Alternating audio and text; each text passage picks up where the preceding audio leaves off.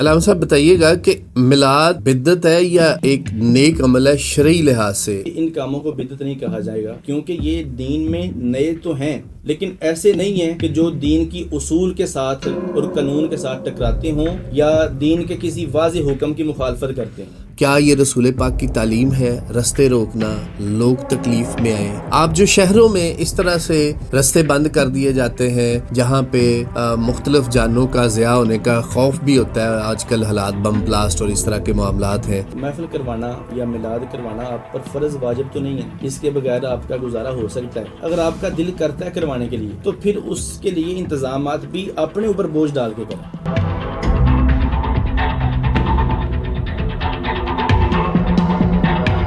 بسم اللہ الرحمن الرحیم۔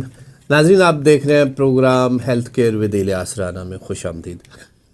ناظرین، چونکہ یہ جو مہینہ چل رہا ہے بڑا فضل والا، بڑی رحمتوں والا، چونکہ رسول پاک کی آمد کا مہینہ ہے، اس پہ بات کرنے کے لیے آج ہم نے اسٹوڈیو میں مدعو کیا ہے علامہ محمد تنویر قادری صاحب کو، جو مذہبی اسکالر ہیں، ہمارے پروگرام میں پہلے بھی کئی دفعہ آ چکے ہیں، بڑی گرپ رکھتے ہیں اور بڑے اچھے پروگرام ان کے ہوتے ہیں، بڑی ایمانداری کے ساتھ حدیث اور قرآن سے ثابت کر کے بات کرتے ہیں۔ تو اس لیے آج ہم ان پہ عید میلاد النبی کے بہت سارے سوالات ہیں، عید میلاد النبی عوام کے اندر مختلف رائے ہے، اس پہ بات کریں گے۔ السلام علیکم۔ جی وعلیکم السلام۔ کیسے ہیں سر؟ آپ خیریت سے ہیں؟ الحمدللہ۔ آپ کا بہت شکریہ، آپ تشریف لائے۔ قاری صاحب، عید میلاد النبی کیا ہے اور اس کی شرعی حیثیت کیا ہے؟ بسم اللہ الرحمن الرحیم۔ عید میلاد النبی ایک مستحب، مستحسن اور نیک عمل ہے، لیکن ساتھ شرط یہ ہے کہ اس کے منانے میں اور اس کے منعقد کرنے میں کسی حرام کام کا اور خلاف شرع کام کا ساتھ نہ ہو، تو پھر یہ بالکل جائز اور مستحب عمل ہے۔ کیا عید میلاد النبی قرآن اور حدیث سے ثابت ہے؟ جی بالکل، عید میلاد النبی کا منانا قرآن سے بھی ثابت ہے اور حدیث پاک سے بھی ثابت ہے۔ قرآن سے یہ ہے، اللہ پاک جل شانہ سورہ یونس میں آیت نمبر 58 میں ارشاد فرماتا ہے، قُلْ بِفَضْلِ اللَّهِ وَبِرَحْمَتِهِ فَبِذَلِكَ فَلْيَفْرَحُوا۔ اے محبوب، آپ اعلان فرما دیں کہ جب اللہ کا فضل ملے اور اس کی رحمت ملے تو اس پر خوشیاں منایا کرو۔ آگے ہے، ہوا خیر مما یجمعون۔ اس خوشی منانے میں ظاہر پیسہ لگے گا، اس خوشی منانے میں جو پیسہ لگے گا وہ تمہارے جمع کیے ہوئے مال سے زیادہ بہتر ہے۔ یہ قرآن پاک ہے۔ اب اس میں تھوڑا سا غور کریں تو اس میں دو چیزوں کا ذکر ہے، ایک اللہ کا فضل ملے اور ایک اللہ کی رحمت ملے۔ اس کائنات میں سب سے بڑا فضل بھی حضور ہیں اور اس کائنات میں سب سے بڑی اللہ کی رحمت بھی حضور ہیں، اور یہ دونوں چیزیں آپ کی قرآن پاک سے ثابت ہیں۔ اللہ پاک فرماتا ہے، یا ایھا النبی انا ارسلناک شاہدا ومبشرا ونذیرا۔ اے نبی، ہم نے آپ کو شاہد، مبشر اور نذیر بنا کے بھیجا ہے۔ یہ ساری حضور کی صفتیں ہیں۔ وداعیا الی اللہ باذنہ وسراجا منیرا۔ ہم نے آپ کو اللہ کی طرف بلانے والا اور روشن چراغ بنا کے بھیجا ہے۔ ساتھ اللہ پاک فرماتا ہے، وبشر المؤمنین، اے محبوب مومنوں کو خوشخبری ہو، بِأَنَّ لَهُم مِّنَ اللَّهِ فَضْلًا كَبِيرًا، کہ آپ کی صورت میں اللہ نے مومنوں کو فضل کبیر عطا فرمایا ہے، یعنی سب سے بڑا فضل۔ حضور اللہ کا فضل اس آیت سے ثابت ہے، اور دوسری آیت ہے، اللہ پاک فرماتا ہے، وَمَا أَرْسَلْنَاكَ إِلَّا رَحْمَةً لِّلْعَالَمِينَ۔ اے محبوب، ہم نے آپ کو سارے جہانوں کے لیے رحمت بنا کے بھیجا ہے۔ حضور کا اللہ کا فضل ہونا بھی قرآن سے ثابت ہے، اللہ کی رحمت ہونا بھی قرآن سے ثابت ہے، اور حضور سے بڑھ کر نہ کو اللہ کا فضل ہو سکتا ہے امت کے لیے اور نہ رحمت ہو سکتا ہے۔ اس لیے جب حضور آتے ہیں تو پھر مومن خوشیاں مناتے ہیں۔ یہ قرآن کے حکم کے عین مطابق ہے۔ حدیث پاک کی بات، آقا کریم علیہ السلام پیر شریف کا روزہ رکھا کرتے تھے۔ سئل عن رسول اللہ صلی اللہ تعالی علیہ وسلم عن صوم یوم الاثنین۔ حضور سے پوچھا گیا کہ یا رسول اللہ، آپ سوموار والے دن روزہ کیوں رکھتے ہیں؟ آپ ہر سوموار کو روزہ رکھتے تھے۔ تو حضور نے فرمایا، فیہ ولدت، اس لیے کہ اس دن میں پیدا ہوا تھا۔ گویا حضور اپنے پیدا ہونے کی خوشی میں شکرانے کے طور پہ اس دن کو روزہ رکھ کے گزارا کرتے تھے۔ تو ان دونوں چیزوں سے قرآن اور حدیث سے میلاد کا یوں ثبوت ملتا ہے۔ کیسے میلاد کے موقع پر جلوس اور چراغاں کرنا کیسا؟ اصل بات ہے میلاد کے موقع پر خوشی کا اظہار کرنا۔ خوشی کا اظہار کسی طریقے سے بھی ہو اور جس میں پیارے کریم آقا علیہ الصلوۃ والسلام کی عظمت کا اظہار بھی ہو وہ جائز ہے. اس میں جلوس ہو یا چراغاں ہو وہ بالکل جائز ہے. اس میں ممانعت کی کوئی دلیل نہیں ہے اور نہ ہی کوئی وجہ ہے, وہ بالکل جائز ہے.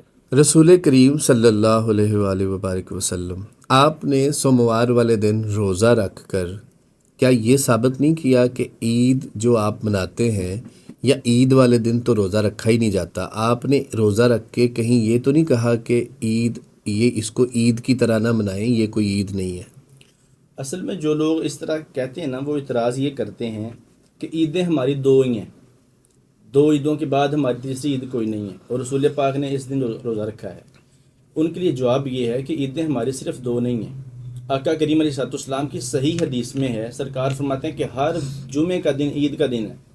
تو جمعہ سال میں کتنی مرتبہ آتا ہے؟ 52 مرتبہ. 52 عیدیں ہو گئی مسلمانوں کی. حضرت عمر کی بارگاہ میں ایک صحابی عرض کرتے ہیں کہ ہمارے قرآن میں ایک آیت ہے, یہ بخاری شریف میں ہے, ہمارے قرآن میں ایک آیت ہے, اگر یہ عیسائیوں کے پاس آتی تو وہ اس دن کو عید کی طرح مناتے. پوچھا کون سی آیت ہے؟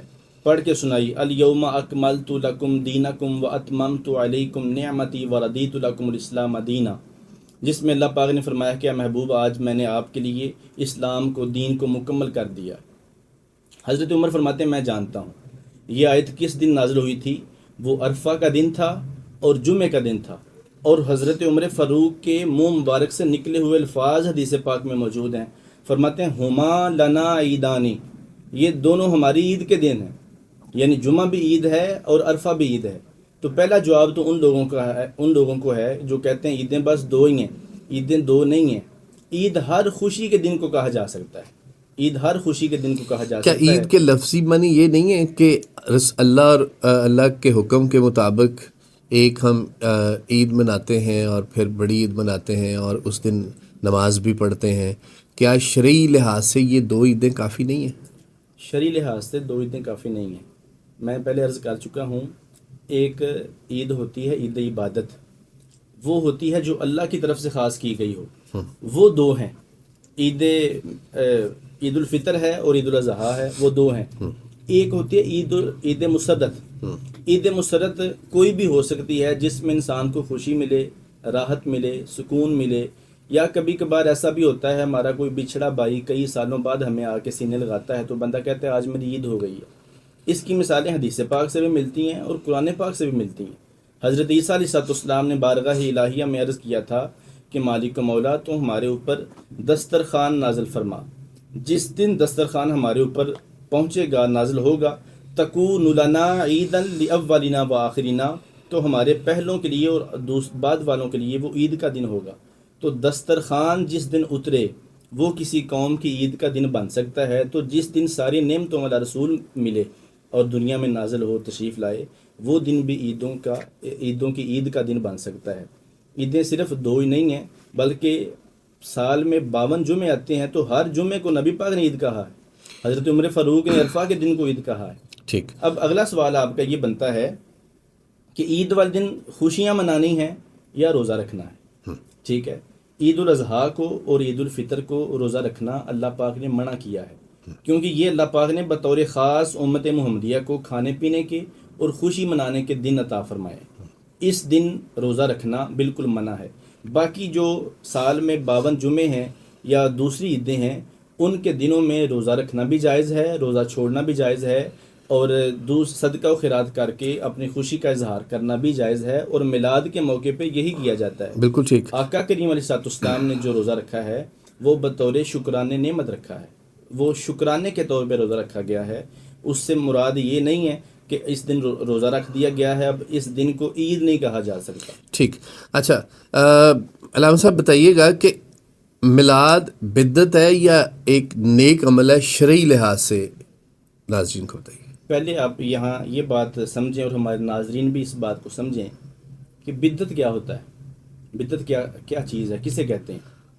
دین میں کسی چیز کا اضافہ کرنا. ہاں, بدعت میں دین میں کسی نئی چیز کا اضافہ کر دینا جو دین کے اصولوں کے خلاف ہو اور دین کے کسی واضح حکم کے ساتھ ٹکراتا ہو, اس کو بدعت کہا جائے گا. اب بعض لوگ یہ تعریف کرتے ہیں کہ بدعت وہ ہے جو نبی پاک کے دور میں نہ ہو اور بعد میں ہو جائے، یہ بدعت ہے۔ تو پھر ان کے سامنے ہمارے بھی کچھ سوال ہیں۔ قرآن پاک جو کتابی شکل میں ہمارے پاس موجود ہے 2 جلدوں کے اندر، یہ نبی پاک سرکار کے دور میں نہیں تھا، یہ بعد میں حضرت عثمان غنی کے دور میں آیا۔ تو یہ بھی پھر ان کے قول کے مطابق بدعت ہوا، کیونکہ نبی پاک کے دور میں نہیں تھا۔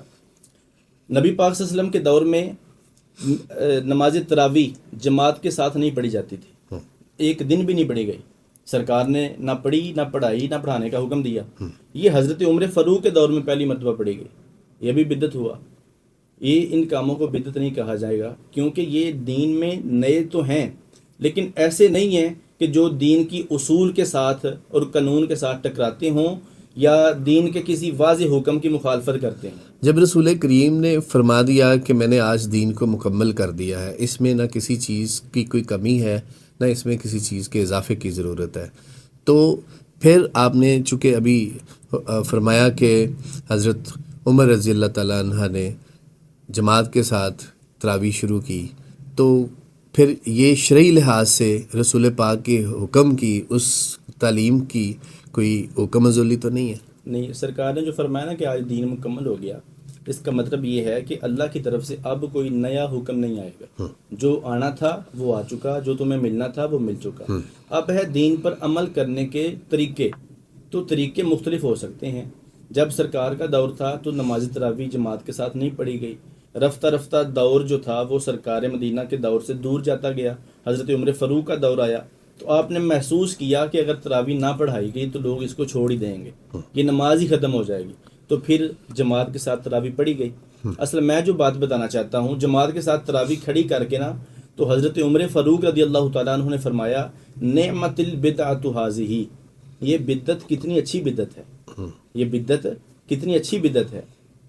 اسی طرح قرآن پاک کو 2 جلدوں میں بند کرنا اور 2 جلدوں میں محفوظ کرنا، یہ بھی بدعت ہے، لیکن یہ بھی اچھی بدعت ہے۔ اس کو علماء نے نا، اس کی پوری مفصل بحث ہے، ایک ہے بدعت حسنہ اور ایک ہے بدعت سیئہ۔ بدعت سیئہ وہ جو دین کے کسی حکم سے ٹکراتی ہو، وہ حرام ہے، اس سے بچنا چاہیے۔ بدعت حسنہ وہ ہے جس پر عمل کرنے سے ثواب ملتا ہے۔ ٹھیک، تو یہ میلاد کو ہم بدعت ضرور کہیں گے، یہ ایک نیا طریقہ ہے، لیکن یہ اچھا طریقہ ہے، اس سے رسول پاک کا ذکر ہوتا ہے، حضور کی عظمت کا اظہار ہوتا ہے، اور آنے والی نسل کے دلوں میں نبی پاک کی محبت پیدا ہوتی ہے۔ علامہ صاحب، آئمہ تفسیر و محدثین کی میلاد منانے کے بارے میں کیا رائے ہے؟ کیا رائے؟ اس جواب کو نہ سمجھنے کے لیے تھوڑا سا آپ کو مجھے وقت دینا پڑے گا۔ جی، بعض لوگ سمجھتے ہیں کہ یہ جو میلاد ہے نا، یہ کوئی ہندوستان یا برصغیر کی اختراع ہے، یعنی ہندوستان کے علماء نے، برصغیر کے علماء نے اس کو نکالا ہے، جبکہ ایسا نہیں ہے، بلکہ کئی صدیاں پہلے علماء نے، محدثین نے، ائمہ مفسرین نے میلاد کی منانے کو جائز بھی کہا ہے، منایا بھی ہے، بلکہ اس پہ میلاد منانے والوں کو اجر و ثواب کی نوید بھی سنائی ہے، بلکہ اس پر کتابیں بھی لکھی ہیں۔ میں تھوڑی دیر میں آپ کے سامنے یہ نام پڑھتا ہوں۔ سب سے پہلے ہے امام محمد بن ظفر مکی رحمۃ اللہ تعالی علیہ، آپ کا جو سن وفات ہے وہ 565 ہجری ہے، 65 ہجری۔ اب یہ جو چل رہا ہے یہ 1447 ہجری چل رہا ہے۔ 565 مطلب آج سے کم و بیش 1000 سال پہلے کے گزرے ہیں۔ اس کے بعد شیخ معین الدین الملاح رحمۃ اللہ تعالی علیہ 570 ہجری میں، علامہ ابن جوزی رحمۃ اللہ تعالی علیہ 579 ہجری میں، اور انہوں نے 2 کتابیں لکھی ہیں میلاد کے موضوع پہ۔ ایک کا نام ہے بیان المیلاد النبوی اور دوسری کا نام ہے مولد العروس۔ اور مولد العروس میں آپ نے بڑی کمال کی بات لکھی ہے، آپ فرماتے ہیں من کانا انفقا فی مولد النبی صلی اللہ تعالی علیہ وسلم درہمن کان المصطفیٰ لہ شافیاً و مشفعاً۔ فرماتے ہیں جو بندہ نبی پاک صلی اللہ علیہ وسلم کے میلاد پر 1 درہم خرچ کرے گا، مصطفیٰ جان رحمت اس کے لیے شافی بھی ہوں گے اور مشفع بھی ہوں گے۔ اس کا مطلب ہے حضور شفاعت بھی کریں گے اس بندے کی، اور اس بندے کی شفاعت کو قبول بھی کیا جائے گا۔ یہ حضرت امام جوزی نے فرمایا ہے، اور فرماتے ہیں وَأَخْلَفَ اللَّهُ عَلَيْهِ بِكُلِّ دِرْهَمٍ عَشَرًا، اللہ تعالیٰ اس کو 1 درہم کے بدلے 10 دنیا میں عطا فرمائے گا۔ اور پھر فرماتے ہیں وَمَنْ فَارِحَ بِمَوْلِدِ النَّبِيِّ صلی اللہ تعالیٰ علیہ وسلم، جو بندہ دنیا میں نبی پاک کے میلاد کی وجہ سے ایک لمحہ خوش ہوا، خوشی منائی اس نے حضور کے آنے کی، فرماتے ہیں کان لہو سترن و حجابا من النار، قیامت والے دن یہ خوشی منانا اس کے اور جہنم کے درمیان پردہ بن جائے گا، حجاب بن جائے گا۔ یہ خوشی منانا باعث برکت بھی ہے اور باعث اجر بھی ہے۔ اس کے بعد حافظ ابن دہیہ کلبی، اس کے بعد حافظ شمس الدین جزری رحمۃ اللہ تعالی علیہ، آپ نے بھی کتاب لکھی ہے، اس کا نام ہے عرف التعریف بالمولد الشریف۔ اس میں وہ روایت آپ نے نقل کی ہے، ابو لہب کو دیکھا گیا خواب میں کہ اس کے ساتھ بڑے برے حالات ہیں، اس سے پوچھا گیا مرنے کے بعد کہ تیرے ساتھ کیا معاملہ ہوا ہے؟ تو اس نے کہا مجھے ہر روز عذاب ہوتا ہے اور طرح طرح کی مصیبتیں قبر میں میرے ساتھ سامنے ہیں، لیکن جس دن سوموار آتا ہے، سوموار کا دن آتا ہے، مجھے میرے دائیں شہادت والی انگلی سے پینے کے لیے ٹھنڈا اور میٹھا شربت ملتا ہے، شہد ملتا ہے یا دودھ ملتا ہے۔ پوچھا گیا کیوں؟ کہا جب میرا بھتیجا محمد پیدا ہوا تھا نا، میری لونڈی تھی سویبہ جنہوں نے نبی پاک کو دودھ بھی پلایا ہے، انہوں نے آ کے مجھے خوشخبری دی تھی، ابو لہب تجھے خوشخبری ہو، مبارک ہو، اللہ نے تجھے بھتیجا عطا فرمایا۔ تو یہ ابو لہب کہتا ہے میں نے شہادت والی انگلی سے اسے اشارہ کر کے کہا تھا کہ جا تو آج کے بعد آزاد ہے۔ کہتے مجھے ہر پورا ہفتہ عذاب میں مبتلا رہتا ہوں، جب سوموار کا دن آتا ہے تو مجھے اس عمل کی برکت سے اس انگلی سے کچھ پینے کو نصیب ہوتا ہے۔ تو یہ حضرت جو ہے نا شمس الدین جزری رحمۃ اللہ تعالی علیہ، آپ فرماتے ہیں ابو لہب دنیا کا ذلیل ترین کافر ہے، اور اس کے کفر کی وجہ سے اس کی ملامت کرتے ہوئے قرآن پاک کی پوری صورت نازل ہوئی ہے، سورۃ تبت یدا ابی لہب و تب۔ فرماتے ہیں وہ کافر اگر نبی پاک کے میلاد کی وجہ سے تھوڑی سی خوشی کرے، اللہ اسے قبر میں اس کا اجر ضرور عطا فرماتا ہے۔ تو فرماتے ہیں فما حال الموحد المسلمی، اس مسلمان موحد کا کیا حال ہوگا جو نبی پاک کی آمد پہ میلاد مناتا ہے اور خوشیاں مناتا ہے، یقیناً اللہ تعالیٰ اسے دونوں جہان کی خوشیاں اور نعمتیں عطا فرمائے گا۔ قاری صاحب، کیا اسلامی تاریخ میں میلاد منانے کی کوئی آثار موجود ہے؟ جی بالکل موجود ہیں۔ 500 ہجری سے لے کر آج کی تاریخ تک 1447 ہجری تک کل علماء، صلحاء، فقہاء، ائمہ، محدثین اور مفسرین نے میلاد کو منایا بھی ہے، اس کا جواز بھی لکھا ہے، اس کو ثابت بھی کیا ہے، اور اس پہ اجر و ثواب کے ملنے کی امت کو خوشخبریاں بھی سنائی ہیں۔ یہ لسٹ بڑی موجود ہے، لیکن وقت کی کمی کے باعث اگر آپ کہیں تو میں آپ کے سامنے پیش کر دیتا ہوں۔ علامہ صاحب، کیا میلاد پر خرچ کرنے سے فضول خرچی یہ کنسیڈر ہوگی، یا اس کی کیا تاریخ میں یا اس کی کیا ویلیو کیا ہے؟ 8ویں سپارے میں ایک آیت کریمہ ہے، اللہ پاک فرماتا ہے وَآتُوا حَقَّهُ يَوْمَ حَصَادِهِ، جس دن اپنی فصل یا اپنے باغ کو کاٹتے ہو اس دن اللہ کا حصہ ضرور ادا کر دیا کرو۔ آگے اللہ پاک فرماتا ہے اِنَّهُ لَا وَلَا تُسْرِفُوا، فضول خرچی نہ کیا کرو، اِنَّهُ لَا يُحِبُّ الْمُسْرِفِينَ، اللہ فضول خرچی کرنے والوں کو پسند نہیں فرماتا۔ بہت سارے مفسرین نے اس آیت طیبہ کی روشنی میں فضول خرچی کی مختلف تعریفات کی ہیں۔ فضول خرچی کب ہوتی ہے، کیسے ہوتی ہے اور کیا ہوتی ہے؟ فرماتے ہیں فضول خرچی یہ ہے کہ بندہ ضرورت سے علاوہ خرچ کرے تو وہ فضول خرچی ہے، بندہ اللہ کا حصہ نہ ادا کرے، اس کو اپنے پاس رکھ لے، وہ بھی فضول خرچی ہے، بندہ جائز کاموں پہ خرچ نہ کرے تو وہ بھی فضول خرچی ہے۔ 3 چیزیں ہو گئیں، اپنے لیے سارا استعمال کر لے وہ بھی فضول خرچی ہے، جائز کاموں پہ استعمال نہ کرے وہ بھی فضول خرچی ہے، اللہ کا اس میں حق اور حصہ نہ ادا کرے تو وہ بھی فضول خرچی ہے۔ چوتھی بات لکھتے ہیں، فرماتے ہیں اللہ کی راہ میں خرچ کرے، اللہ کی راہ میں خرچ کرے تو اس سے فضول خرچی نہیں ہوتی۔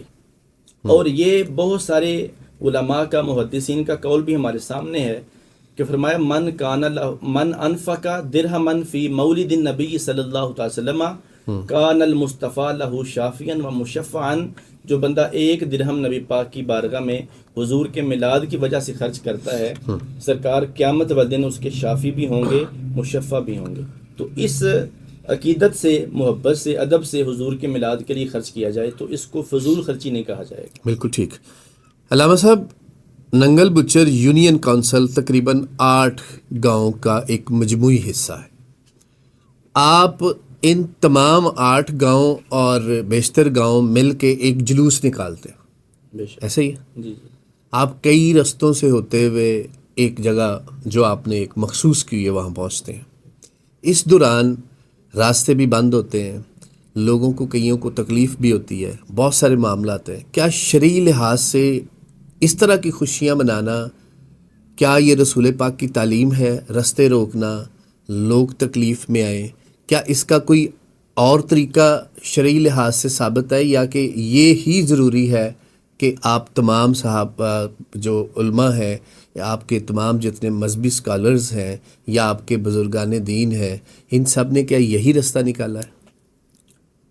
اس کا جواب یہ ہے کہ میلاد النبی کا جلوس نکالنا یہ فرض واجب نہیں ہے، یہ ایک مستحب اور مستحسن عمل ہے، جائز ہے، نیک عمل ہے، لیکن اس کو سائڈ پہ رکھیں۔ کوئی فرض عبادت بھی ہو نا، نماز جیسی ہے، فرض عبادت بھی ہو، اگر فرض عبادت کے کرنے سے بھی کسی رشتہ دار کو، کسی ہمسائے کو، کسی مسلمان کو، امت کے کسی فرد کو تکلیف پہنچتی ہو تو وہ بھی اس طریقے سے ادا کرنا حرام ہو جاتا ہے، جائز نہیں رہتا۔ ٹھیک ہے، اب آئیے میلاد کی طرف۔ جی میلاد جو ہے نا، یہ مستحب اور مستحسن عمل ہے، اس سے محبت کا اظہار ہوتا ہے اور نبی پاک کی عظمت کا اظہار ہوتا ہے، اور آنے والی جو ہماری نوجوان نسل ہے اس کے دلوں میں حضور کی محبت جو ہے وہ موجزن ہوتی ہے۔ اس کا اظہار حد المقدور ایسے طریقوں سے کرنا چاہیے کہ لوگوں کو تکلیف نہ ہو۔ راستوں کو بند کرنا، گلیوں کو بند کر دینا اور کئی کئی گھنٹوں تک بلاک کر دینا، جس سے لوگ بلکہ مریض بھی وہ تنگی و تکلیف محسوس کریں، تو یہ بالکل بھی شرعی طور پہ جائز نہیں ہے۔ اس کا سلوشن یہ نکالنا چاہیے۔ یہ دیہات میں یہ مسئلہ نہیں ہوتا، دیہات میں رستے کشادہ ہوتے ہیں اور ایک ایک جگہ کو جانے کے لیے 4 رستے بھی موجود ہوتے ہیں، اور ہمارا جلوس جو ہے وہ کسی جگہ ٹھہرتا بھی نہیں ہے، وہ چلتا جاتا ہے۔ یہ راستہ بلاک ہونے والی صورت ہی نہیں بنتی، وہ ایسے ہی ہے جیسے کوئی قافلہ گزر رہا ہے۔ ٹھیک، آپ جو شہروں میں اس طرح سے رستے بند کر دیے جاتے ہیں جہاں پہ مختلف جانوں کا ضیاع ہونے کا خوف بھی ہوتا ہے، آج کل حالات بم بلاسٹ اور اس طرح کے معاملات ہیں، تو ان کو کیا کہیں گے؟ ان کو میں یہ مشورہ دوں گا کہ اگر آپ نے محفل کروانی ہے تو محفل کروانا یا میلاد کروانا آپ پر فرض واجب تو نہیں ہے نا، اس کے بغیر آپ کا گزارا ہو سکتا ہے۔ اگر آپ کا دل کرتا ہے کروانے کے لیے تو پھر اس کے لیے انتظامات بھی اپنے اوپر بوجھ ڈال کے کریں، لوگوں کے اوپر بوجھ ڈال کے نہ کریں۔ ہم نے دیکھا شہروں میں، ہم پڑھتے رہیں ادھر، تو بعض اوقات لوگ گلی بند کر کے اس کے ایک سرے پہ کناز لگا کے پورے دن کے لیے وہ گلی کو بند کر دیتے ہیں۔ یہ صرف میلاد کے لیے نہیں ہوتا، یہ مجلس کے لیے بھی ہوتا ہے، عزاداری کے لیے بھی اس طرح ہوتا ہے۔ ایک طرف سے اس کو بلاک کر دیتے ہیں اور دوسرے طرف سے اپنے مہمانوں کے لیے راستہ کھول دیتے ہیں، وہ گلی بند ہوتی ہے۔ اگر ایسا کرنے سے دوسرے محلے والوں کو، گلی والوں کو یا امت مسلمہ کے کسی فرد کو تکلیف ہوتی ہے تو ایسا کرنا مناسب نہیں ہے، جائز نہیں ہے، ایسے عمل سے گریز کرنا چاہیے۔ اس کا حل یہ ہونا چاہیے کہ وہ میلاد یا تو اپنے گھر کی چھت پہ کر لیں یا پھر اپنے پیسے لگا کے کسی ہوٹل میں، ریسٹورنٹ میں، کسی میرج ہال میں کر لیں اگر آپ افورڈ کرتے ہیں۔ اور جو جلوس نکالتے ہیں شہروں میں، بہت سارے جلوس نکلتے ہیں، اگر سڑکیں 2 ہیں تو آپ ایک سڑک کو استعمال کر لیں، ایک جانے والوں کے لیے چھوڑ دیں۔ اگر سڑک ایک ہے تو آپ آدھی استعمال کر لیں اور آدھی جانے والوں کو چھوڑ دیں۔ علامہ صاحب، گانوں کی طرز میں نعتیں اور قصیدے اس طرح سے پڑھنا، کیا یہ جائز ہے؟ شرعی لحاظ سے اس کی کیا اہمیت ہے؟ نعت ایک عبادت ہے اور نبی پاک صلی اللہ علیہ وسلم کی تعریف ہے، اور نعت پڑھنے کا مقصود اور مقصد یہ ہے کہ سننے والوں کے دل میں محبت مصطفیٰ پیدا ہو، عظمت مصطفیٰ کا اظہار ہو، اور حضور کی حمد و ثنا کر کے بڑائی کو بیان کیا جائے۔ کسی ایسی صورت میں نعت پڑھی جائے جس میں سننے والے کو لگے کہ یہ گانے کی طرز ہے۔ بعض اوقات نعت ایسی پڑھی جاتی ہے کہ سننے والے اس گانے پہ پہنچ جاتے ہیں کہ یہ کون سا گانا چل رہا ہے، تو ایسی صورت میں نعت پڑھنا بالکل ناجائز ہے اور حرام ہے۔ امام اہل سنت اعلیٰ حضرت رحمۃ اللہ تعالیٰ علیہ نے اس کو بڑی سختی سے منع فرمایا۔ کوئی بھی نعت ہو، تلاوت ہو، قصیدہ بردہ شریف ہو یا کوئی بھی چیز ہو، وہ موسیقی کے طور پہ پڑھنا یا گانے کے طور پہ پڑھنا یا گانے کی طرز ترنم میں پڑھنا وہ جائز نہیں ہے، حرام ہے۔ ہمارے نعت خوانوں کو اور بعض جو اس طرح کے کام کرتے ہیں انہیں اس چیز سے منع ہونا چاہیے۔ علامہ صاحب، اللہ رب کائنات قرآن پاک میں فرماتا ہے کل بفضل اللہ، ایک صورت ہے، آپ پڑھ دیں، میں چونکہ طالب علم ہوں قرآن کا تو میرے سے غلطی نہ ہو جائے. آپ ایک تو یہ بتائیے یہ قرآن کے کس پارے میں ہے اور اس کی تعریف کیا ہے؟ یہ 11واں سپارہ ہے، سورہ یونس ہے، آیت نمبر 58 ہے. اللہ پاک فرماتا ہے قل، اے محبوب فرما دیجیے، بفضل اللہ، اللہ کے فضل پر، وبرحمتہ، اور اس کی رحمت پر، فبذالک فلیفرحوا، پس چاہیے کہ وہ خوشیاں منائیں، ہوا خیر مما یجمعون، یہ خوشی منانے میں جو پیسہ خرچ ہوگا یہ تمہارے جمع کیے ہوئے سے زیادہ بہتر ہے. ٹھیک. اچھا کیسے بڑی مختلف رائے رکھتے ہیں قرآن کا جب ہم نماز پڑھتے ہیں، التحیات للہ والصلوات وطیبات، السلام علیکم ایھا النبی ورحمۃ اللہ وبرکاتہ، السلام علینا وعلی عباد اللہ الصالحین، اشہد ان لا الہ الا اللہ وحدہ لا شریک لہ واشہد ان محمدا عبدہ ورسولہ. یہ نماز کا ایک اہم حصہ ہے. جی رائے کے مطابق یہ ہے کہ یہ تب اللہ رب کائنات سے ملاقات جب رسول پاک کی ہوئی، جب آپ عرش پہ تشریف لے گئے، کیا یہ تب ملاقات کی گفتگو ہے یا یہ کیا ہے؟ اور اس کے بعد پھر التحیاتوں کے بارے میں جب شہادت کی گواہی دی جاتی ہے وہ کس طرح سے ہے؟ یہ ایک مناسب کوئی جب بہت ساری حدیثوں میں موجود ہے یہ بات، خاص طور پہ ان حدیثوں میں جہاں کریم اکرم علیہ السلام معراج سے جب واپس آئے تو حضور نے جب احوال بیان کیے اپنی امت کے سامنے، وہ بہت ساری حدیثیں ہیں، الفاظ مختلف ہیں، مفہوم یہی ہے. کریم اکرم علیہ السلام جب بارگاہ الہی میں پہنچے تو اللہ پاک جل شانہ نے فرمایا کہ محبوب میرے پاس کیا لے کے آئے؟ تو آقا کریم علیہ السلام نے فرمایا تحیات للہ والصلوات والطیبات، تمام بدنی عبادتیں، ظاہری عبادتیں، قولی عبادتیں، جانی عبادتیں، یہ ساری کی ساری مالکت تیرے لیے ہیں. تو اللہ پاک نے اس پہ خوش ہو کے فرمایا السلام علیکہ ایھا النبی، اے محبوب، اے نبی، آپ پر سلامتی ہو.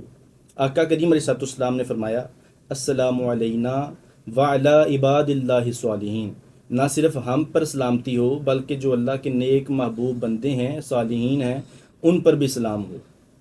وہاں پاس فرشتوں نے کہا اشہد ان لا الہ الا اللہ واشہد ان محمدن عبدہ ورسولہ. اب حکم یہ ہے کہ جب ہم التحیات پہ بیٹھتے ہیں تو یہ جب کلمہ پڑھتے ہیں اشہد ان لا الہ الا اللہ، اس میں دو چیزیں شامل ہیں، ایک ہے نفی، دوسرا ہے اس بات. وہ جس کا ذکر آتا ہے کہ نفی اس بات دا پانی ملیا تے ہر رگے ہر جائی ہو، ہم سمجھتے ہیں نفی اس بات کسی ٹوٹی کا نام ہے، اس کا پانی ملا. نفی یہ چیز ہے کہ بندہ کہتا ہے اشہد ان لا الہ، کوئی معبود نہیں، الا اللہ جب کہتا ہے نا تو پھر اس بات کرتا ہے. نفی کہتے ہیں منفی کرنے کو، کسی چیز کے کٹ کرنے کو، کسی کی چیز کو انکار کرنے کو، اور اس بات کہتے ہیں کسی چیز کے اظہار اور ثابت کرنے کو، ثبوت کو کہتے ہیں. جب بندہ کہتا ہے اشہد ان لا الہ، یہ نفی ہے، الا اللہ یہ اس بات ہے. تو حکم یہ ہے جب نفی کی جائے تو اس وقت اللہ کی شہادت کی گواہی انگلی سے دی جائے. اس وقت بندہ ایسے ہوتا ہے اشہد ان لا الہ، جب کہے گا نا الا اللہ تب یہ ساتھ انگلی رکھ دینی ہے، یہ سنت طریقہ ہے. اشہد ان لا الہ الا اللہ، اس کو نفی اور اس بات کہا جاتا ہے. اچھا یہ جو شہادت دینے کا انداز ہے بہت مختلف رائے ہے کہ کچھ لوگ اپنی اس انگلی کو اس طرح سے ہلا رہے ہوتے ہیں کہ شاید اس طرح شہادت قبول ہوگی، کچھ اس طرح سے اس انگلی کے اکڑاؤ کے ساتھ، کچھ اس طرح خم کر کے. صحیح طریقہ کیا ہے؟ صحیح طریقہ وہی ہے جو میں نے آپ کے سامنے عرض کیا ہے کہ وہ نفی پہ انگلی اٹھائی جائے گی، اشہد اللہ کہتے ہوئے انگلی اٹھائی جائے گی، الا اللہ کہتے ہوئے اس کو رکھ دیا جائے یہ گا، خم ہوگی آپ خم کی. ہو جائے گا، اور بعد میں یہ ہاتھ ساکن ہوگا، یہ حرکت نہیں کرے گا بعد. بالکل ٹھیک. ناظرین، عید میلاد النبی کے حوالے سے آج کی ہماری پوڈ کاسٹ تھی. ہم نے مختلف رائے، مختلف فرقوں کی رائے تھی جس پہ ہم نے کوشش کی قرآن، حدیث اور رسول پاک کی سنت کے مطابق اس کو ثابت کیا جائے کہ یہ مختلف انداز سے کس طرح منانا جائز ہے. اور علامہ صاحب نے اپنی تعلیم و تربیت کے مطابق اپنے انداز سے آپ کو فرما دیا. آگے فیصلہ آپ کا ہے. الیاس احمد رانا کو اجازت دیجیے، پھر اگلے پروگرام میں ملاقات ہوگی. تب تک کے لیے اللہ نگہبان.